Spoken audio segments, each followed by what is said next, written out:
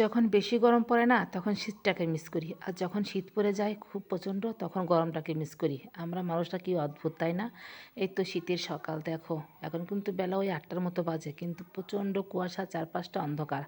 তো ছাদে উঠেছি বেশ কয়েকটা কাপড়-চোপড় মিলে দেওয়ার জন্য। যেহেতু স্নান-ধান সব হয়ে গেছে, ঘুম থেকে তো উঠতে ইচ্ছে করে না এত শীতে। কিন্তু সকালে যদি না উঠি এত সুন্দর ভিউ কিন্তু দেখতে পারবো না, তাই না? তো তোমাদের সাথে একটু শেয়ার করে নিলাম।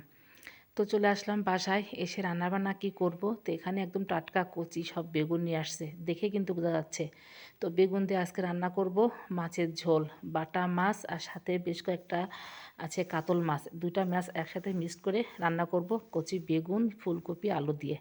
তো এগুলো হচ্ছে কেটে কুটে নিয়ে, যেহেতু এখন বেলা বেশ হয়েছে কিন্তু রোদের মুখ দেখা যাচ্ছে না, তবে মনে হচ্ছে রোদ বের হবে ওই একটু বেলা হলে।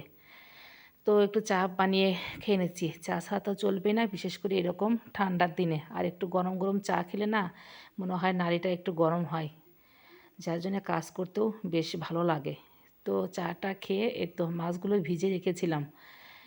এখানে বেশ কয়েকটা টাকি মাছ আছে, একটা হাতে মাখা তরকারি রান্না করব টমেটো সিম টিম দিয়ে। তো এখানে সিম কেটে নিয়েছি আর একদম খোসাসহ আলু দিয়েছি। নতুন আলু কিন্তু খোসাসহ খেতে বেশ ভালোই লাগে। টমেটো দিয়েছি, দিয়ে একটা কচি কপির ডাঁটা দিয়েছি, খেতে বেশ ভালো লাগে হাতে মাখা তরকারি। আর এখানে ফুলকপি, আলু, বেগুন কেটে নিয়েছি।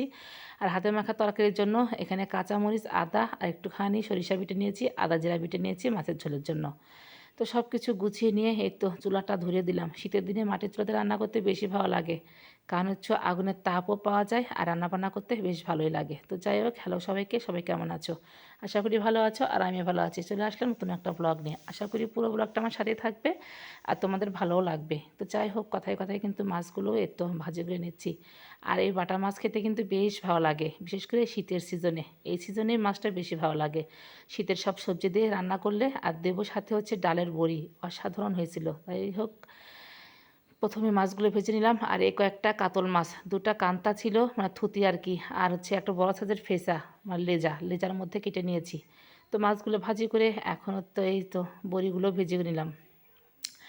তো তেলে দিয়ে দিলাম গোটা জিরে ফোড়ন আর কপিগুলো দিয়ে, আর সব সবজি সাথে দিয়ে দিলাম, দিয়ে হলুদ লবণ দিয়ে এখন হচ্ছে ভালো করে ভাজি করে নতুন আলু, ফুলকপি, বেগুন এগুলো হচ্ছে গরমের সিজনে খুব মিস করি, তাই না?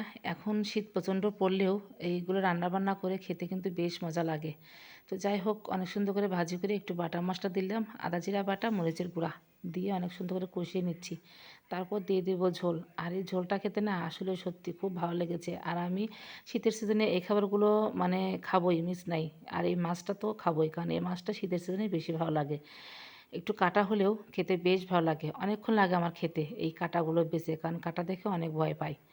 তো যাই হোক, যেটা স্বাদ লাগে সেটা তো খেতেই হবে। আর আমরা হচ্ছে বাঙালি, মাছের ভাতেই বাঙালি, তাই না? যে কোনো মাছ বাঙালিরা খেতে খুব পছন্দ করে। তো যাই হোক, মাছের ঝোলটা নামিয়ে নিলাম, বড়ি দিয়েছিলাম। আর এখন হচ্ছে এই তো হাতে মাখা চচ্চড়ি। প্রথমে আমি কড়াই তেল দিয়ে একটু মেথি ফোড়ন দিয়ে ফুটিয়ে নিয়েছি। মানে তেলটা গরম করে তারপর ঠান্ডা করে যে সবজিগুলো দিয়ে সব বাটা মশলা দিলাম, হলুদ লবণ দিয়ে হাতে মেখে নিচ্ছি। একটু রসুন থেতো করে দিয়েছি। এই তরকারিটা যে এত মজা হয়েছিল, সেদিন রান্না করেছিলাম একদম মাছ ছাড়া, ওর বাবার খুব ভালো লেগেছিল, যার জন্য আজকে মাছ দিয়ে রান্না করেছি। কারণ এই টাকি মাছগুলো বেশ কয়েকদিন আগে আনা হয়েছিল, ফ্রিজে গড়াগড়ি খাচ্ছিল। ভাবলাম যে আজকে এই মাছটাই কাজে লাগাবো। আর এত মজা হয়েছিল। আর কাঁচা টমেটো দিয়েছিলাম, কাঁচা টমেটো দেওয়াতে মানে স্বাদটা একটু বেশি বেড়ে গেছিলো। তো যাই হোক, মাছটা দিয়ে দিলাম আর একবার হচ্ছে ঢাকনা দিয়ে দেবো, তাহলে মাছটার মধ্যে একদম মানে এই রসটা ঢুকে টুকটুকো হয়ে যাবে আর মাছটা খেতে অনেক মজা লাগবে।